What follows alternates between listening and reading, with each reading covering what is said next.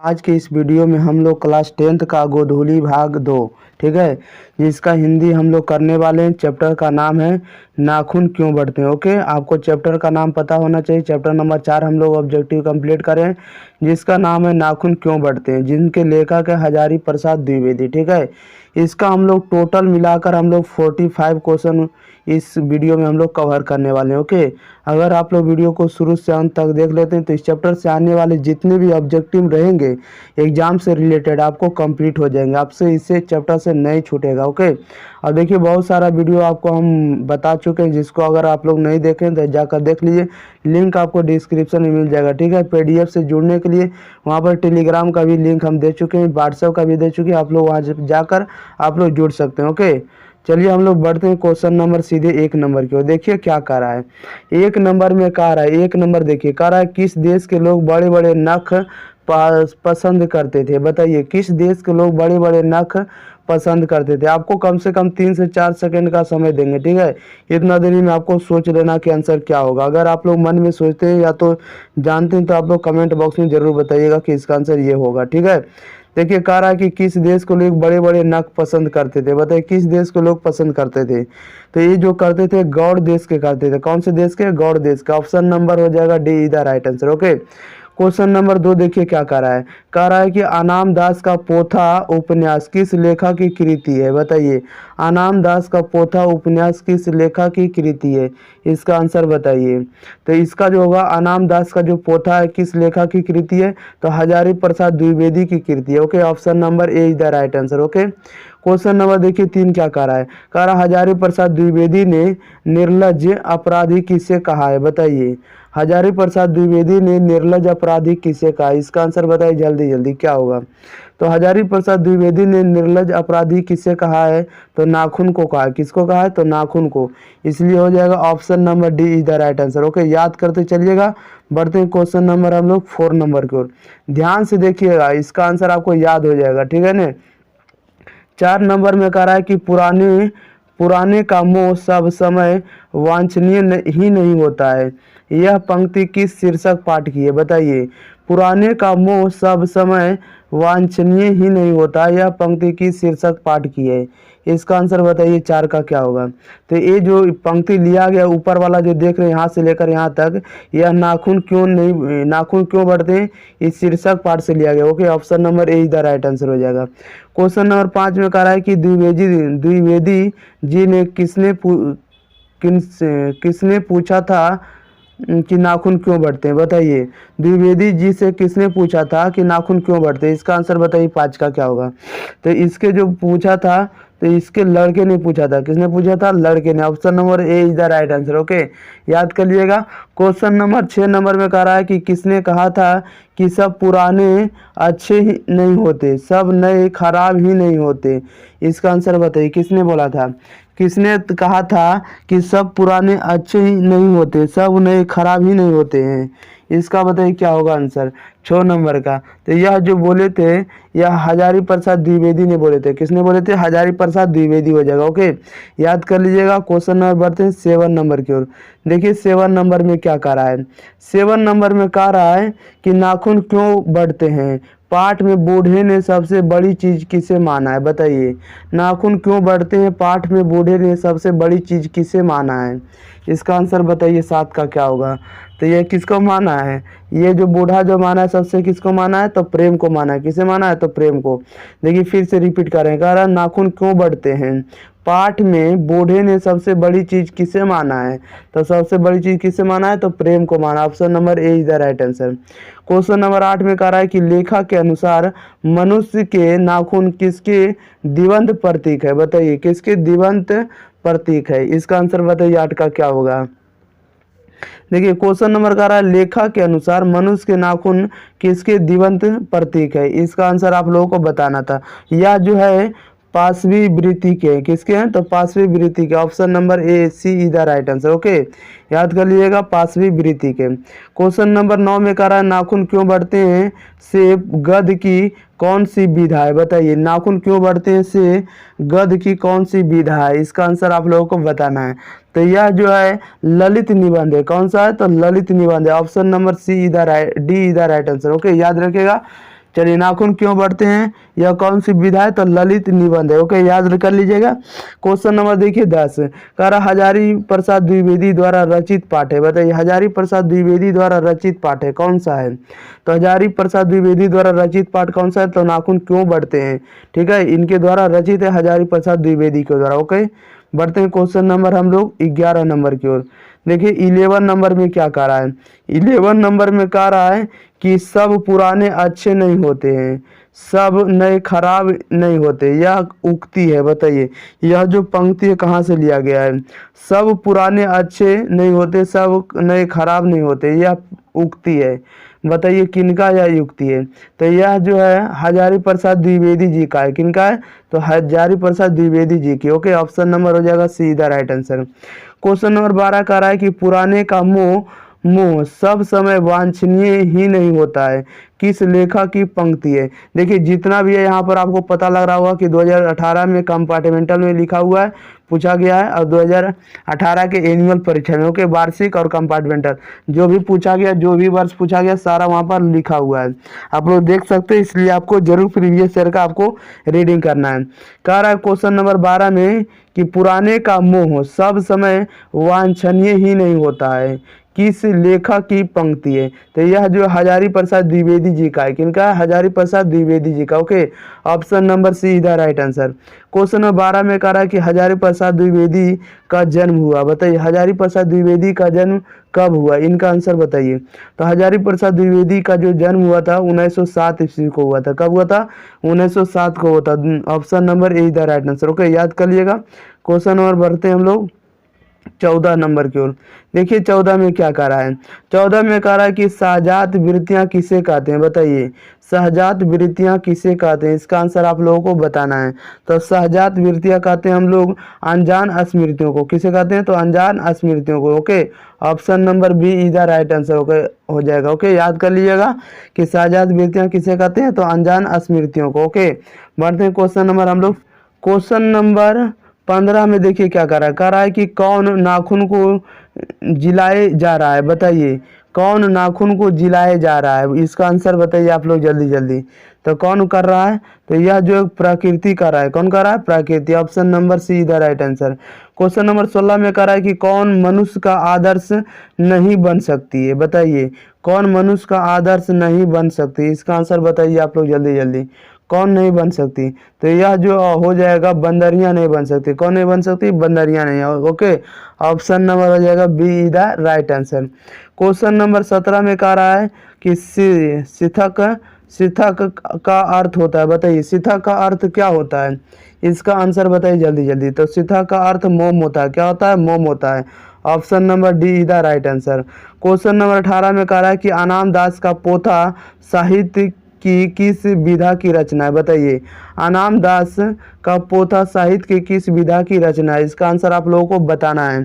बताइए जल्दी जल्दी क्या हो जाएगा, तो यह एक प्रकार की उपन्यास है। क्या है, उपन्यास है। ओके, अनाम दास का पोथा साहित्य की किस विधा की रचना, तो एक क्या है, अनाम दास का पोथा क्या है, तो एक उपन्यास है। ऑप्शन नंबर बी इधर राइट आंसर। क्वेश्चन नंबर 19 कह रहा है कि महाभारत क्या है, इसका आंसर बताइए। 19 नंबर का महाभारत क्या है, तो महाभारत का बताना है कि आप लोगों को क्या है, बताइए जल्दी जल्दी। तो महाभारत एक पुराण है। महाभारत एक क्या है, तो पुराण है। ऑप्शन नंबर हो जाएगा D is the right answer. Okay, बढ़ते हैं क्वेश्चन नंबर हम लोग 20 नंबर की ओर। देखिए 20 को ध्यान से देखिएगा, 20 नंबर को ध्यान से देखिए क्या कह रहा है। 20 नंबर में कह रहा है कि मनुष्य को सुखी बनने हेतु भौतिक संसाधनों की वृद्धि करने की सलाह कौन लोग देते हैं। बताइए मनुष्य को सुखी बनने हेतु भौतिक संसाधनों की वृद्धि करने की सलाह कौन लोग देते हैं, इसका आंसर बताइए जल्दी जल्दी। कौन सा लोग देते हैं, तो भौतिक संसाधनों की वृद्धि करने की सलाह कौन लोग देते हैं, तो नेता लोग देते हैं। कौन लोग देते हैं, नेता लोग देते हैं। इसलिए option number C is the right answer.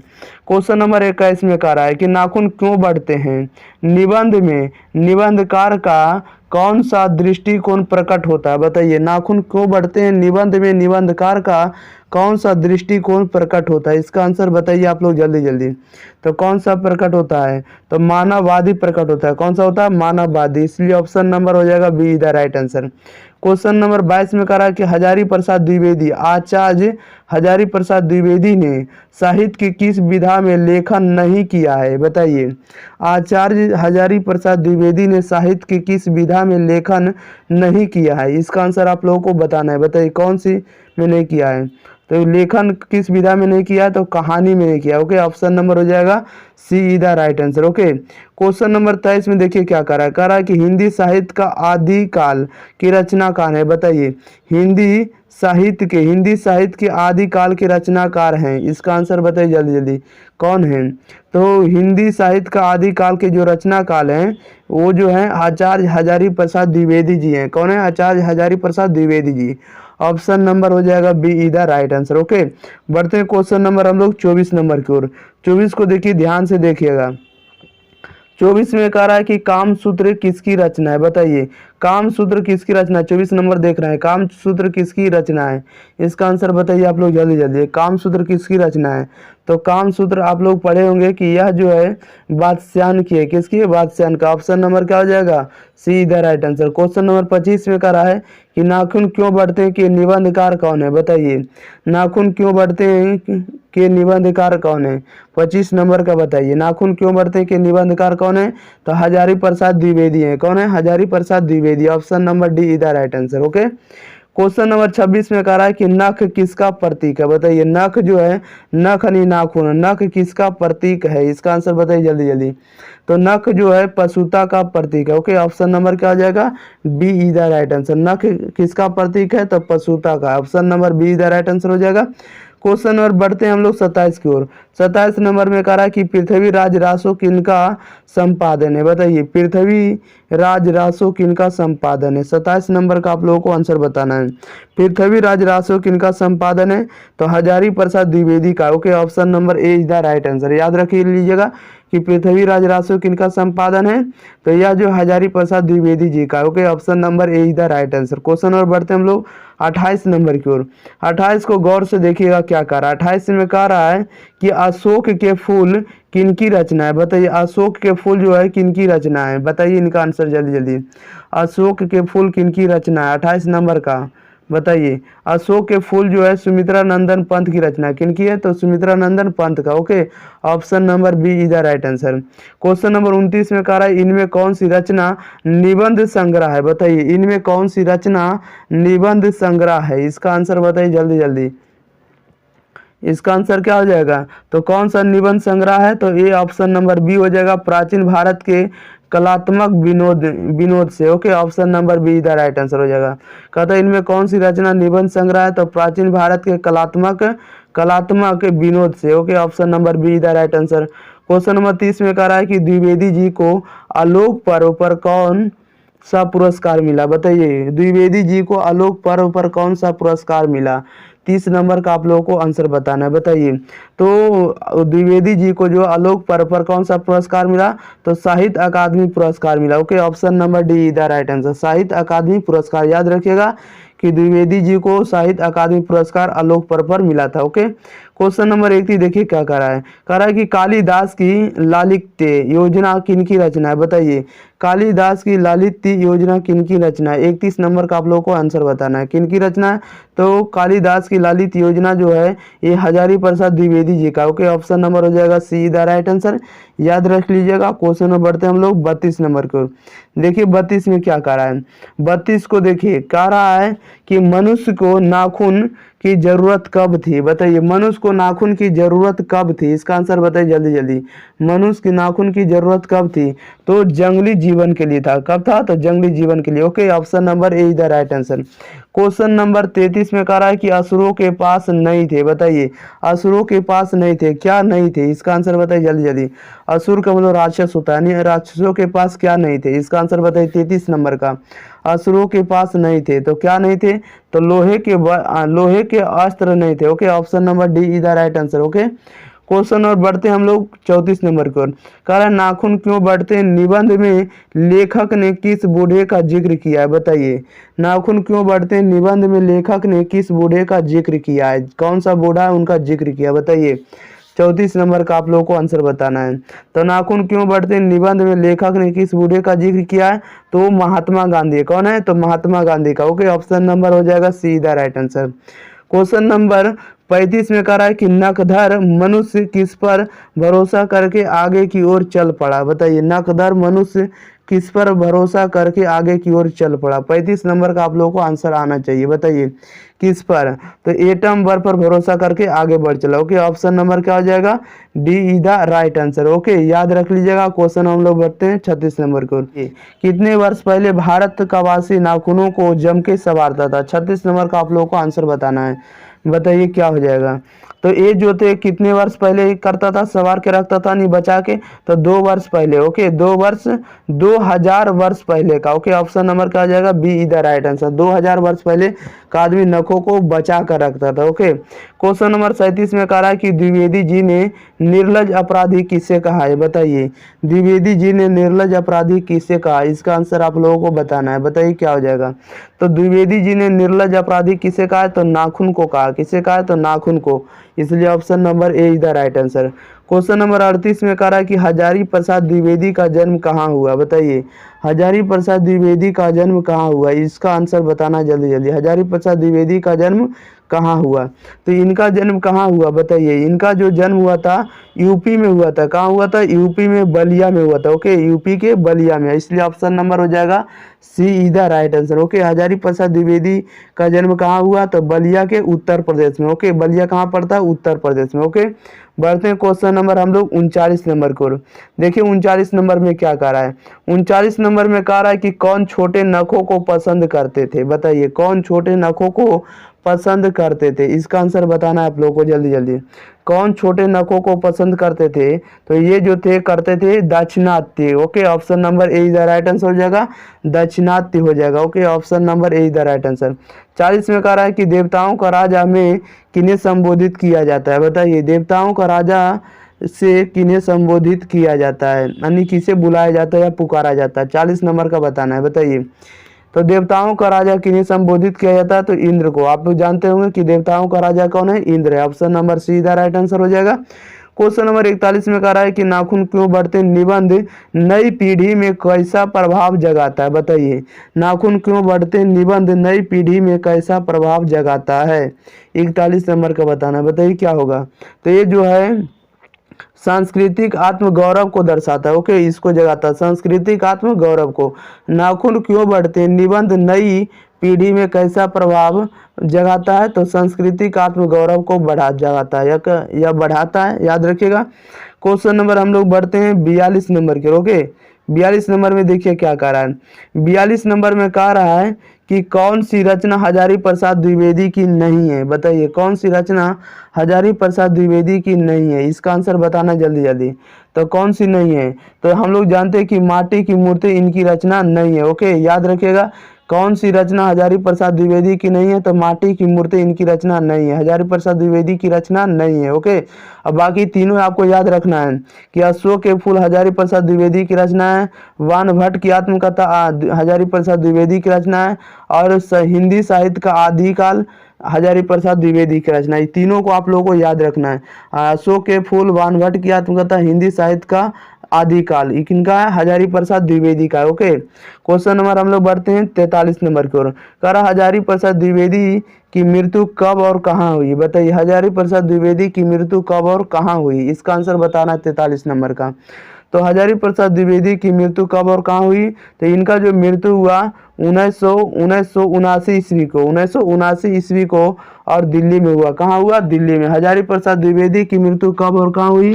तो हजारी प्रसाद द्विवेदी का जो मृत्यु 1979 ईस्वी को दिल्ली में हुआ। कहाँ हुआ? दिल्ली में। इसलिए option number A is the right answer. Okay, question और बढ़ते हैं 44 की ओर। कहता देवेंद्र को मावेंद्र से क्यों सहयोग लेना पड़ा? बताइए, देवेंद्र से मावेंद्र से क्यों सहयोग लेना पड़ा?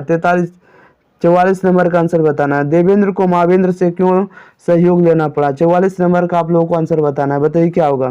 तो ये इसलिए लेना पड़ा क्योंकि लोहे के अस्त्र शस्त्र के कारण। ओके, ऑप्शन नंबर हो जाएगा B is the right answer.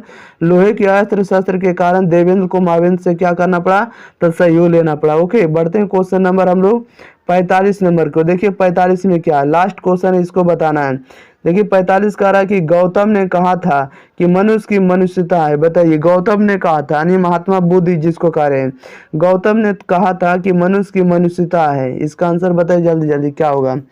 तो गौतम ने कहा था कि मनुष्य की मनुष्यता है कि सभी दुख सुख को सहानुभूति के साथ देखना चाहिए। ओके, ऑप्शन नंबर ए इधर राइट आंसर हो जाएगा कि गौतम ने क्या कहा था, गौतम ने कहा था कि मनुष्य की मनुष्यता सभी के दुख सुख को सहानुभूति के साथ देखना चाहिए, इसलिए ऑप्शन नंबर ए इधर राइट आंसर हो जाएगा। ओके, देखिए इसमें हम टोटल आपको क्वेश्चन नंबर 45 तक आपको हम कंप्लीट करा चुके हैं। अगर आप लोग वीडियो को अंत तक देखे हैं तो आपको याद हो गया हो। ओके, इस चैप्टर से आपको आने वाला ऑब्जेक्टिव अब नहीं छूटेगा। हम आशा करते हैं वीडियो को अगर आप लोग शुरू से अंत तक देखते हैं तो जरूर वीडियो को लाइक कर दिए, दोस्तों के पास जरूर शेयर कर दिए।